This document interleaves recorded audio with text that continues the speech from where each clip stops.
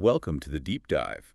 Today we're going way back to 1917. Oh, going back in time, are we? We are, with this book, The Science of Human Nature by William Henry Pyle. Interesting title. What's it all about? Well, it was written for aspiring teachers back then, almost like a guide to understanding how kids learn. A guide for teachers back in 1917. I'm intrigued, but I have to ask, what makes this book still relevant today? That's the thing, human nature, even after all these years, it's still about the same basic stuff, wouldn't you say? And Pyle was really onto something. Like he talks about how we're always changing and adapting, not fixed like, say, the freezing point of water. I see where you're going with this. Humans are far more adaptable than we often give ourselves credit for. Exactly. We're not set in stone. Our experiences, they shape us, and those habits we pick up, well, they're proof that we're constantly changing. It's fascinating how he uses the analogy of habits to illustrate this. Habits, he suggests, become almost like a second nature to us, acquired instincts in a way. It's like learning to ride a bike, Can- right? At first, it's all wobbly and confusing.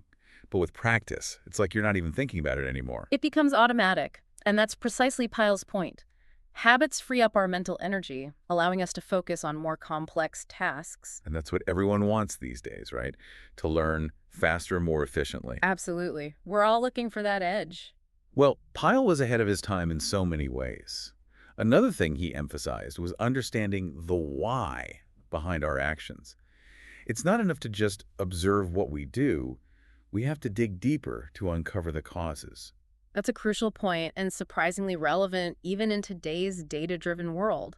It's so easy to get caught up in the what, the numbers, the statistics, but Pyle reminds us to always be asking why. It's like that old saying, correlation doesn't equal causation. Just because two things happen at the same time doesn't mean one caused the other. Exactly. We need to be careful not to jump to conclusions. We've got to dig a little deeper, look for those underlying causes, and really try to understand the full story. It's like trying to solve a puzzle, isn't it? You got to look at all the pieces, figure out how they fit together. And Pyle, he really had a knack for breaking down complex ideas, especially when it comes to learning. Like he talks about how learning, well, it's not always a straight line, is it?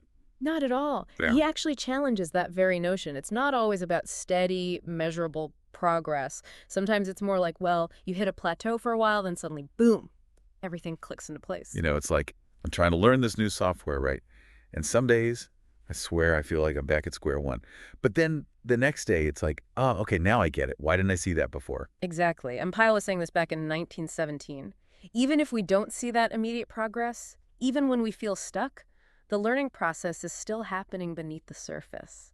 So our brains, they're still making those connections, even if we don't realize it. Absolutely. Think of it like, well, planting a garden. You put the seeds in the ground, you water them, but you don't see anything happening for days, maybe even weeks.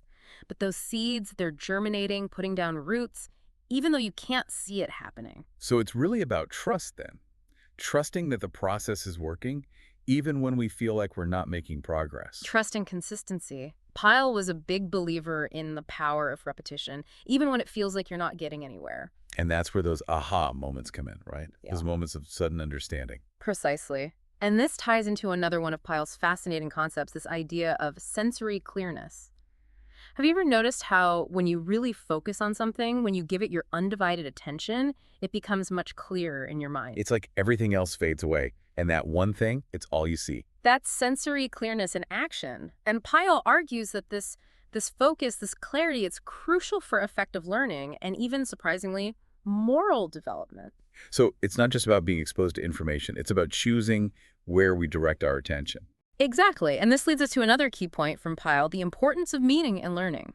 He makes a clear distinction between, well, rote memorization, just cramming facts, and what he calls meaningful learning. Meaningful learning, it's about understanding the why behind the what, right? Precisely. It's about connecting those dots, seeing the bigger picture, and relating new information back to what we already know. It's like I can remember things so much better when I can connect them to a story or to something I've personally experienced. Absolutely. And this is where Pyle was ahead of his time. Modern research on learning and memory completely backs this up. When we understand the why, when the information has meaning for us, we're far more likely to remember it. So how can we apply this? Make learning more meaningful? Pyle would say, never stop asking why. Why is this important? How does this connect to what I already know? How can I use this in my own life? Those why questions are powerful, aren't they? they can turn information into, well, something much more practical and relevant. Absolutely. It transforms passive learning into active engagement.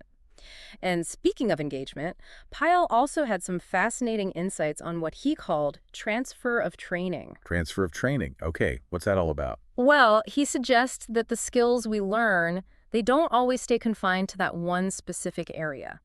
Sometimes they can actually make it easier to learn something else, something seemingly unrelated. Oh, interesting. So it's like, if I get really good at playing chess, does that mean I'll automatically be good at, say, poker? Well, not automatically, but there could be some transfer of skills. Both chess and poker require strategic thinking, planning ahead, and reading your opponent. So it's about recognizing those transferable skills, those underlying abilities that can be applied in different contexts. Exactly. And this is where it gets really interesting because it makes you wonder, what are those core skills, those foundational abilities that can give us the biggest advantage in life? It's like having a toolkit, right? The more skills we acquire, the more tools we have at our disposal, ready to tackle whatever challenges come our way. Exactly. And Pyle, he was a firm believer in this idea that we're not, well, limited by some predetermined set of abilities. We have this incredible capacity for growth and learning throughout our lives. And that's what I find so inspiring about his work, even though it was written over a century ago, it still feels so relevant today. It really speaks to the enduring nature of these fundamental principles of human behavior, the way we learn, the way we form habits, the importance of meaning and attention. These are timeless truths that transcend any particular era or technological advancement. And it all comes back to this idea that we're not static beings. We're constantly evolving, right? Right. We have the power to shape our own destinies. Precisely. And that brings us to perhaps Pyle's most powerful message, the idea that we are, in many ways, a reflection of the habits we cultivate. Our habits, they really do define us, don't they? They do. They shape our thoughts, our actions, our very character. So it begs the question, what habits are we forming today? Are they the habits of the person we want to become? That's a powerful question for all of us to consider, isn't it? It is. And it's something Powell really emphasized, that we have this incredible power to shape our own nature through the habits we choose to embrace. It's a call to action, in a way. A reminder that we're not just passive passengers on this journey of life. We're the architects of our own experience. And that's a powerful thought to end on, wouldn't you Oh, say? absolutely. It's a message of hope, of empowerment.